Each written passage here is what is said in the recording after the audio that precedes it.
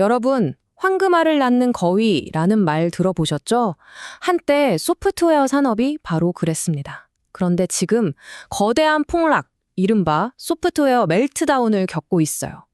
오늘 저희는 그 중심에 있는 바로 이 인공지능이 어떻게 지난 10년의 황금기를 끝장내고 있는지 그 구조적인 변화를 한번 제대로 파헤쳐 보겠습니다.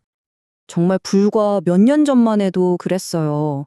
사스, 그러니까 우리가 매달 돈 내고 쓰는 그런 소프트웨어 있잖아요. 이게 실패할 수가 없는 비즈니스 모델의 대명사였거든요. 기술 투자에 있어서는 가장 안전하고 확실한 베팅이었죠. 그런데 지금 왜 이렇게 혹독하고 차가운 겨울을 맞이하게 된 걸까요? 도대체 무슨 일이 있었던 거죠? 자, 지금 보시는 화면이 바로 시장의 냉혹한 현실입니다. 온통 핏빛이죠? 이건 단순한 조정 수준이 아니에요. 보시다시피 말 그대로 붕괴라고 해야 할 정도의 대폭락입니다. 하락폭이 정말 상상을 초월합니다. 디자이너들이라면 모를 수가 없는 그 피그마가 1년 만에 마이너스 76%라니 광고 기술의 강자 트레이드 데스크도 마이너스 74%, 마케팅 자동화의 허브스팟도 마이너스 64%가 넘어요. 이게 무슨 의미냐면 대부분의 잘 나가던 기업들이 52주 최고점 대비 반토막, 심지어 3분의 1 토막까지 났다는 겁니다. 끔찍하죠? 아니 도대체 왜 이런 일이 벌어지고 있는 걸까요? 그냥 경기가 나빠서? 아니요, 절대 아닙니다. 시장을 관통하는 핵심 진단은 훨씬 더 근본적인 곳을 향하고 있어요. 바로 투자자들이 이 AI라는 녀석이 소프트웨어 산업의 비즈니스 모델 자체를 파괴할 것이라는 데 돈을 걸고 있다는 겁니다. 무서운 얘기죠? 자, 그래서 지금부터 이 거대한 변화의 원인을 한번 제대로 파헤쳐보죠. 딱 4가지 단계로 나눠서요. 첫째, 왜 그렇게 잘 돌아가던 성장 엔진이 망가졌는가? 둘째, 왜 그들을 철통같이 지켜주던 성벽, 즉 해자가 무너지고 있는가? 그리고 셋째, 그 결과 우리는 어떤 새로운 현실에 직면했는가? 마지막으로 이 위기를 돌파할 다음 패러다임은 과연 무엇인가? 하나씩 따라와 보시죠. 네, 그럼 첫 번째 이야기부터 시작해 볼까요? 바로 사스 기업들의 그 완벽하고 아름다웠던 성장 공식이 뿌리부터 흔들리고 있다는 겁니다. 이 현상을 두고 생산성의 역설이라고 부르는데요. 이게 참 아이러니한 상황이에요. 직관에 좀 반하죠? 비유하자면 이런 겁니다. 헬스 트레이너가 회원을 너무 잘 가르쳐서 회원이 완벽한 몸을 만들고는 이제 트레이너님 필요 없어요 하고 떠나버리는 거죠.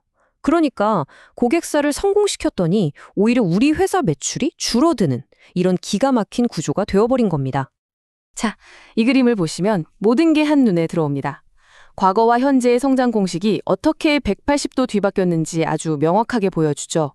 먼저 위쪽 예전 모델을 한번 볼까요? 고객사가 성장하면 당연히 직원을 더 뽑겠죠? 그럼 더 많은 라이센스를 구매하게 되고 사스 기업 매출도 쭉쭉 오르는 완벽한 선순환 구조였어요. 하지만 아래쪽 지금 AI 시대를 보세요. 기업이 성장해도 사람을 더 뽑는 게 아니라 AI 에이전트를 도입합니다. 그럼 기존 직원들은 줄어들고 결국 라이센스를 해지하면서 매출이 뚝 떨어지는 정말 끔찍한 악순환의 고리가 만들어진 겁니다. 자, 그럼 두 번째 문제로 넘어가 보죠. 이건 어쩌면 더 심각할 수도 있어요. 바로 그 거대한 사스 기업들을 지켜주던 견고한 성벽, 우리가 이걸 경제적 해자라고 부르죠. 이 해자가 와르르 무너지고 있다는 겁니다. 해자라는 게 원래 성 주위에 파놓은 연못 같은 거잖아요. 경쟁자가 쉽게 쳐들어오지 못하게 만드는 그런 진입장벽인데 이게 사라지고 있다는 거죠. 예전에는 한번 생각해보세요. 회사에 고객 관리 시스템이 필요해요. 그럼 이걸 직접 개발할까요? 아니면 세일즈포스 같은 걸 구독할까요? 당연히 구독하는 게 모든 면에서 압도적으로 유리했죠. 그래서 구매, 바이가 정답이었습니다. 그런데 지금은요?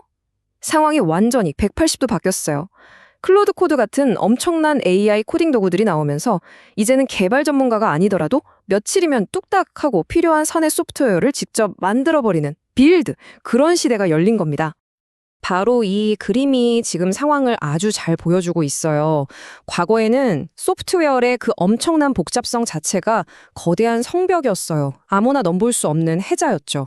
하지만 이제 AI가 코딩 난이도를 확 낮춰버리니까 저 수많은 작은 배들, 그러니까 신생 스타트업들이 너무나도 쉽게 그 성벽을 그냥 휙휙 넘어오고 있는 겁니다.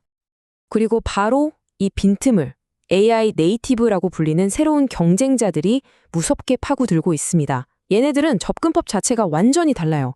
자, 비유를 들어볼게요. 기존의 세일즈포스가 영업사원에게 좋은 삽이라는 도구를 팔았다면 아티잔 AI 같은 AI 네이티브 기업들은 뭘 파냐면 아예 땅을 파주는 로봇이라는 노동력 자체를 파는 겁니다. 여러분이라면 삽을 사시겠어요? 아니면 땅 파주는 로봇을 고용하시겠어요? 당연히 시장의 돈은 삽 파는 회사를 떠나서 땅 파주는 로봇을 만드는 회사로 흘러가고 있는 거죠. 자, 보세요. 성장 MG는 멈췄죠. 지켜주던 성벽은 무너졌죠. 그럼 어떻게 될까요? 당연히 시장이 이 회사들을 바라보는 시선 자체가 근본적으로 바뀔 수밖에 없습니다. 그리고 그 결과가 바로 기업 가치, 즉 밸류에이션의 대폭락으로 이어진 겁니다. 핵심은 이거예요. 시장의 관점이 완전히 바뀌었다는 거. 예전에는 사스 기업을 보면 와, 저 회사는 세상을 바꿀 로켓이다 라고 생각했거든요. 근데 지금은요? 그냥 전기회사나 수도회사 같은 거네? 이렇게 보는 거예요.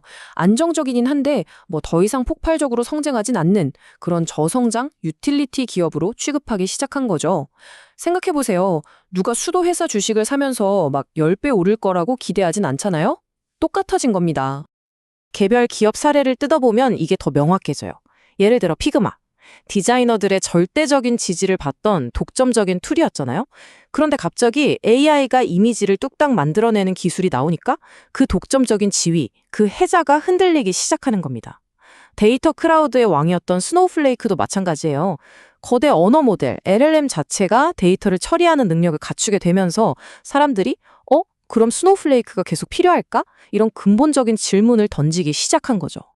자, 그럼 지금까지 문제점을 진단해 봤으니 이제 처방을 내려봐야겠죠.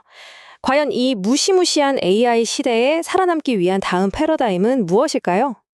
물론 소프트웨어 산업이 아예 사라지진 않을 겁니다. 다만 돈을 버는 방식, 즉 비즈니스 모델이 뿌리부터 바뀔 뿐이죠. 이 그림이 그 변화의 핵심을 보여줍니다. 예전처럼 그냥 소프트웨어에 접속할 권한을 파는 SaaS 시대에서 이제는 AI가 만들어낸 구체적인 결과물 자체를 파는 서비스로서의 서비스 시대로 대전환이 시작된 겁니다. 다시 말해 도구가 아니라 결과를 파는 시대가 온 거죠. 그럼 어떻게 살아남아야 할까요? 딱 두 가지 거대한 전환이 필요합니다. 첫 번째, 바로 과금 모델의 전환. 더 이상 사람 머릿수세여서 돈 받으면 안 돼요. AI가 실제로 만들어낸 성과에 기반해서 돈을 받아야 합니다. 그리고 두 번째, 노동력 대체. 이제는 인간을 돕는 도구로는 부족해요. 아예 영업팀, 마케팅팀 같은 인간의 업무 자체를 통째로 대체하는 솔루션을 내놔야 합니다. 그래서 투자자분들을 위한 핵심 조언은 아주 명확해집니다. 바로 이거죠. 제2의 세일즈포스를 찾으려고 애쓰지 마세요. 그 대신 세일즈포스를 쓰는 영업팀 자체를 대체해버릴 회사를 찾으십시오. 와, 정말 가치 창출의 패러다임이 완전히 바뀌었다는 걸 보여주는 엄청난 통찰 아닌가요? 자, 오늘 이야기는 단순히 소프트웨어 산업에만 국한된 게 아닙니다. 어쩌면 지금 이걸 보고 계신 우리 모두에게 아주 중요한 질문을 던지고 있죠. 생각해보세요. AI가 소프트웨어 도구를 대체하고 한 걸음 더 나아가서 그 도구를 쓰던 직업마저 대체해버린다면 과연 우리 같은 사무직 노동자들의 미래는, 인간 노동의 미래는 어떻게 되는 걸까요? 기계와는 다른 우리만의 가치를 증명하기 위해서 과연 무엇을 준비해야 할지 정말 우리 모두가 깊이 고민해봐야 할 시간이 온 것 같습니다.